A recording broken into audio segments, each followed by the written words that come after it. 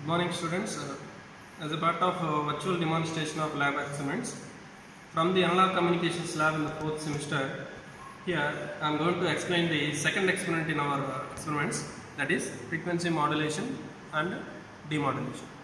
So for that, here I am using this FutureTech FT1502 kit. In that there is a separate blocks for modulation and demodulation. So by using this kit, we are going to observe what is the frequency modulation output, how to observe the frequency modulation output, and how to connect these signals. After observing the frequency modulation output, what we need to identify from that output signal. So how to calculate the modulation index from that output signal, how to analyze that modulation index, and how to analyze the waveform. Similarly, after getting the modulation output, how to observe the demodulated signal and how to tune the frequency of the demodulated signal. So what is the purpose of tuning in the demodulation process? So all these things I am going to explain from this demo video. Okay. So after completion of this watching this video, you are going to understand what is the frequency modulation, how to observe the frequency modulation output in the CRO, and how to calculate the modulation index from the output of the FM, and how to observe the demodulated signal by using this tuning kit. Okay, so all these things I am going to explain. So first, coming to the connections. So there is a separate external adapter is there for the power supply. So you must use the same rating adapter as it is mentioned in the kit. So it is 18 volts as a center tap transformer rating. Here also 18. So the same rating transformer you must connect here. So I am switching up, switch on this power supply. Now first connect one CRO probe to the CRO to any one of the channel. So coming to the kit, there are different parts of the kit. So there are 3 parts of the kit. So the total kit is divided into 3 parts. The first part is the modulating signal generator, that is a message signal. Modulating signal generator, also called as AF, that is a audio frequency. That means the signals for, generating for FM are said to be audio signals. That's why it is mentioned as audio frequency. So this is what message signal, but there is no carrier signal block is mentioned in this kit. But how can you observe the carrier signal from this kit? So by default in the FM or frequency modulation kit or circuits, there is a default oscillator which is there in the FM modulator.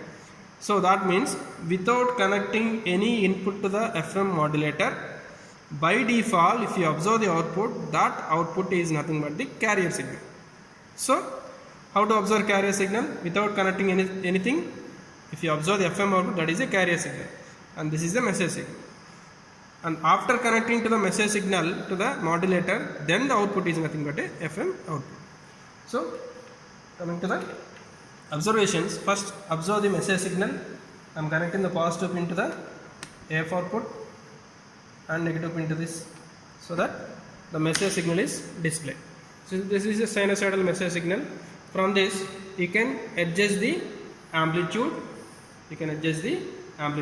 So I am adjusting the amplitude such that it is a 2 divisions into 1 volt, that is 2 volts peak to peak voltage. You cannot adjust the frequency, but you need to calculate what is the frequency of the signal. How can you calculate? You should observe what is the time period of this one. So number of divisions, how many divisions are there here? So number of divisions are 2 divisions almost. So 2 divisions into this is 0.1 millisecond. So 2 into 0.1 milli means 10 power minus 6. So in that way you can calculate the time period of the signal. So how to calculate this? So time period is equal to number of divisions for the full cycle, that is 2 divisions into what is the time per division, that is 0.1 into millisecond means 10 power minus 3 seconds. This is what the time period. So frequency of the message signal, that is FM, is equal to 1 by time period. If you reverse this, you will get frequency in terms of kilohertz. Okay, this is how you need to calculate the frequency of the message signal. Now observe carrier signal. How to observe carrier signal without connecting input to the modulator? If you connect the output to the CRO directly, you may observe, you can clearly observe the carrier signal. This is what the carrier signal. So after getting the carrier signal, once again note down what is the amplitude of the carrier signal, what is the frequency and time period of the carrier signal, like this measurement. Note down the time period. 1 by time period is equal to frequency, so that the carrier frequency is observed. Similarly, how to observe the FM output? So after connecting message signal to the input of the modulator, then the output is automatically becomes FM output. So this is what the FM output. So you can clearly observe after connection of the input there is a change in the output. So by adjusting this time per division and hold button, you can clearly observe the FM output. So in this FM output, you can clearly observe there is a change in the frequency. So in this particular part, the frequency is said to be high. That means the waveforms are become denser. In this particular part, the waveforms becomes wider. That means the frequency decreases. Again frequency increases, again frequency decreases, again increases, like this.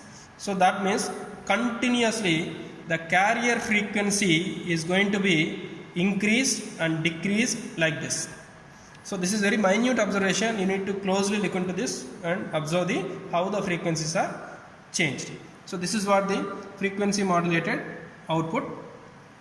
But to calculate the modulation index from the frequency modulation output, so these minute measurements is very difficult to observe. So that I am expanding this time per division knob, so that you may observe there is a different pattern of getting the FM output. So here you can clearly observe there are number of sinusoidal waveforms are coming. This is the first sinusoidal waveform and this is the last sinusoidal waveform. In between there are number of sinusoidal waveforms. For each sinusoidal waveform there is one frequency. So here this is one sinusoidal waveform, this is the last sinusoidal waveform. Every waveform is having different time gaps or different time periods. So different time period means different frequencies. So if you observe starting from this waveform to this waveform, continuously the time period is going to be increased, so that the frequency is going to be reduced. So that's why the frequency of the carrier signal is changing. So from this measurement, how to calculate the modulation index? So from this, the modulation index formula is beta is equal to delta f by fm, where delta f is the frequency deviation. The formula for frequency deviation is f max minus f minimum by 2.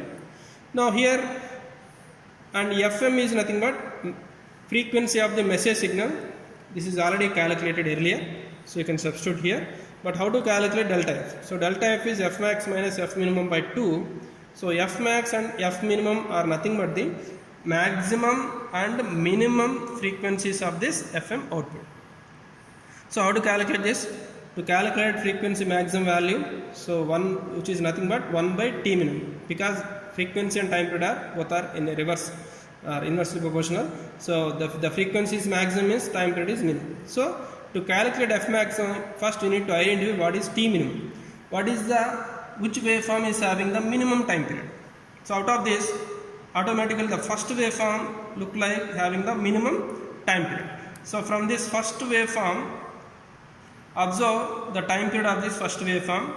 This is what the time period, some divisions into time per division. If you note down that, which is approximately measured as 5.2 into 10 power minus 6 seconds, that is a T minimum. So if you note down 1 by T minimum, you will get f maximum. Next, how to calculate f minimum? F minimum is nothing but 1 by T maximum. So T maximum means which waveform is having the maximum time period, maximum expanded or maximum time period. So you can clearly observe the last waveform in this group having maximum time period. So note down this time period, number of divisions into time scale. This is the T maximum. So 1 by T max is equal to F minimum. So that we will get maximum value and minimum value of frequencies. Substitute here, find out delta F.